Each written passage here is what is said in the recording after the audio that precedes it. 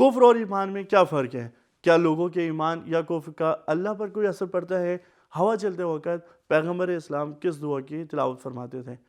جانتے ہیں ان سوالات کے جوابات آج کے اس ایپیسوڈ میں۔ اعوذ باللہ من الشیطان الرجیم، بسم اللہ الرحمن الرحیم۔ ناظرین محترم، السلام علیکم۔ سبیل قرآن کے اس تفسیری پروگرام میں آپ کا خیر مقدم کرتے ہیں۔ اپنے اس تفسیری پروگرام میں ہم سورہ روم کی تفسیر کو سن رہے ہیں۔ آج ہم کچھ نئی آیتوں کی تفسیر کو لے کر آپ کی خدمت میں حاضر ہوئے ہیں۔ تو آئیے چلتے ہیں آج کے ایپیسوڈ کی پہلی 2 آیتوں کی تفسیر کو جاننے کے لیے پہلے اس کی تلاوت اور ترجمے کو سنتے ہیں۔ كتاب أنزلناه إليك مبارك ليدبروا آياته وليتذكر أولو الألباب بسم الله الرحمن الرحيم من كفر فعليه كفره ومن عمل صالحا فلأنفسهم يمهدون ليجزي الذين آمنوا وعملوا الصالحات من فضله إنه لا يحب الكافرين۔ جو کافر بن بیٹھا اس پر اس کے کفر کا وبال ہے، اور جنہوں نے اچھے کام کیے وہ اپنے ہی لیے آسائش کا سامان کر رہے ہیں، تاکہ جو لوگ ایمان لائے اور اچھے اچھے کام کیے ان کو خدا اپنے فضل و کرم سے اچھی جزا عطا کرے گا، اور وہ یقیناً کفار سے الفت نہیں رکھتا۔ ان 2 آیتوں کی تلاوت اور ترجمے کے بعد آئیے نکات کو بھی جانتے ہیں۔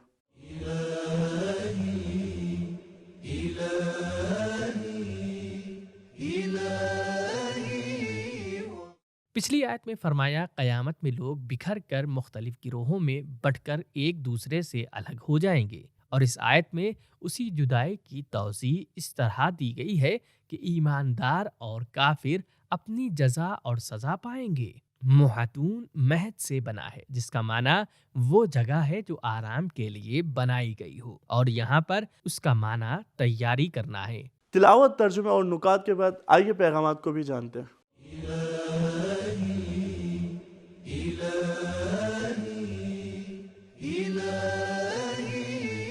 نمبر 1، انسان صاحب اختیار ہے جو ایمان اور کفر کو خود انتخاب کرتا ہے۔ نمبر 2، تشویق کرنا اور ڈانٹ پھٹکار دونوں ضروری ہے۔ نمبر 3، لوگوں کے کفر اور ایمان کا اللہ پر کوئی اثر نہیں ہوتا۔ اگر پوری دنیا بھی کافر ہو جائے تو اللہ کی کبریائی پر گرد بھی نہیں بیٹھے گی۔ نمبر 4، ایمان اور نیک اعمال تمہیں مغرور نہ کر دیں، کیونکہ ہر ایک نعمت کا حاصل کرنا اللہ کے فضل و کرم سے ہے۔ نمبر 5، صرف کافر ہو جانا ہی تباہی کا سبب ہے، چاہے کوئی اور غلط کام انجام نہ بھی دیا ہو۔ لیکن ایمان تنہا کافی نہیں ہے، بلکہ اس کے ساتھ ساتھ نیک اعمال کی بھی ضرورت ہوتی ہے۔ نمبر 6، قیامت میں اللہ تعالیٰ کا فضل و کرم صرف انہی کے شامل حال ہوگا جو صاحب ایمان ہوں اور نیک اعمال انجام دیے ہوں، کسی اور کے نہیں۔ نمبر 7، جنت میں جانے کے لیے فقط ایمان کافی نہیں ہے، بلکہ اس کے ساتھ ساتھ نیک اعمال بھی ضروری ہیں۔ سورہ روم آیت نمبر 46 کی تفسیر کو جاننے کے لیے آئیے پہلے اس کی تلاوت اور ترجمے کو سنتے ہیں۔ وَمِنْ آيَاتِهِ أَن يُرْسِلَ الرِّيَاحَ مُبَشِّرَاتٍ وَلِيُذِيقَكُم مِّن رَّحْمَتِهِ وَلِتَجْرِيَ الْفُلْكُ بِأَمْرِهِ وَلِتَبْتَغُوا مِن فَضْلِهِ وَلَعَلَّكُمْ تَشْكُرُونَ۔ اسی کی قدرت کی نشانیوں میں سے ایک یہ بھی ہے کہ وہ ہواؤں کو بارش کی خوشخبری کے واسطے قبل سے بھیج دیا کرتا ہے، اور تاکہ تمہیں اپنی رحمت کی لذت چکھائے، اور اس لیے بھی کہ اس کی بدولت کشتیاں اس کے حکم سے چل کھڑی ہوں، اور تاکہ تم اس کے فضل و کرم سے اپنی روزی کی تلاش کرو، اور اس لیے بھی تاکہ تم شکر کرو۔ خداوند متعال نے اس آیت کے اندر کچھ نکات کو رکھا ہے، آئیے ان نکات کو بھی جانتے ہیں۔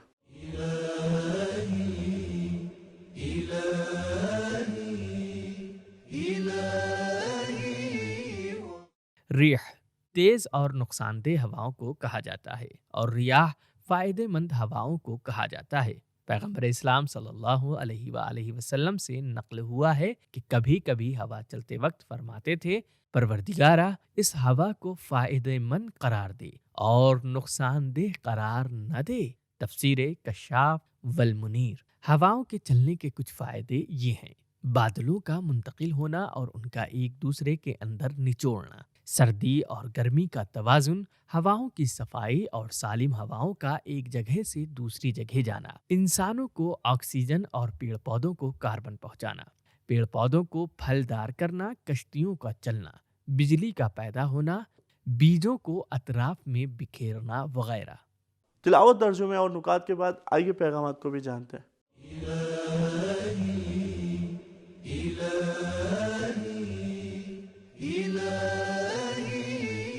نمبر 1، کوئی چیز اتفاقی نہیں ہوتی، یہاں تک کہ ہواؤں کا چلنا بھی اللہ کے ارادے سے ہے۔ نمبر 2، جو کچھ ہم ہواؤں کی برکتوں سے حاصل کرتے ہیں وہ اللہ کی نشانیوں اور رحمتوں کا ایک حصہ ہے۔ نمبر 3، دریا میں کشتیوں کا چلانا اللہ کے ہاتھ میں ہے، ناخدا کے ہاتھ میں نہیں۔ لِتَجْرِيَ الْفُلْكُ بِأَمْرِهِ، خدا ہی ہے جس نے طبیعت یعنی نیچر کے قوانین بنا کر پانی پر کشتیوں کے چلنے کا راستہ ہموار کیا ہے۔ نمبر 4، حلال روزی کمانے کے لیے محنت کرنے کا قرآن مجید نے حکم دیا ہے۔ نمبر 5، ہوا بھی ایک نعمت ہے جس کا شکر ادا کرنا چاہیے اگرچہ ہم توجہ نہیں کرتے۔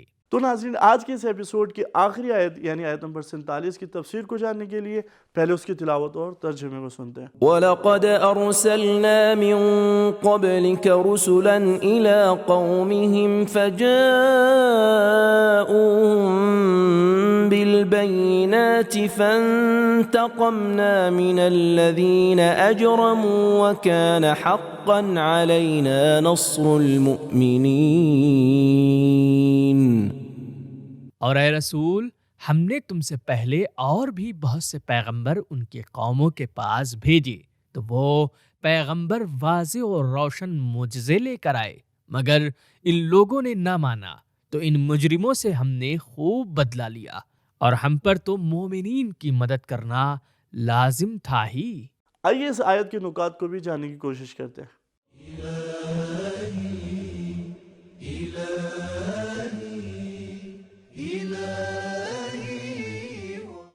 اس آیت میں اللہ کے 4 پروگرام اور سنتوں کو بیان کیا گیا ہے۔ الف، انبیاء کو بھیجنے کی سنت۔ ب، انبیاء کو معجزہ دینے کی سنت۔ جیم، مجرموں کو سزا دینا۔ مؤمنین کی مدد کرنا۔ مؤمنوں کی مدد کا مسئلہ قرآن مجید میں بار بار آیا ہے من جملہ الف، اگر تم اللہ کی مدد کرو گے تو اللہ بھی تمہاری مدد کرے گا۔ ب، جو لوگ ہماری راہ میں کوشش اور محنت کریں گے ہم انہیں اپنا راستہ دکھائیں گے۔ جیم، ہم یقینی طور پر پیغمبروں اور مؤمنوں کی مدد کریں گے۔ دال، عاقبت بخیر ہونا اور اچھا انجام متقی اور پرہیزگاروں کے لیے ہے۔ پیغمبر اسلام صلی اللہ علیہ وآلہ وسلم خاتم الانبیاء ہیں اور ان کے بعد کوئی نبی نہیں ہے، لہٰذا بار بار من قبلک کی تکرار ہوئی ہے لیکن من بعدک کبھی نہیں آیا ہے۔ پروردگار عالم نے اس آیت کے اندر بھی کچھ اہم پیغامات کو رکھا ہے، آئیے ان پیغامات کو بھی جانتے ہیں۔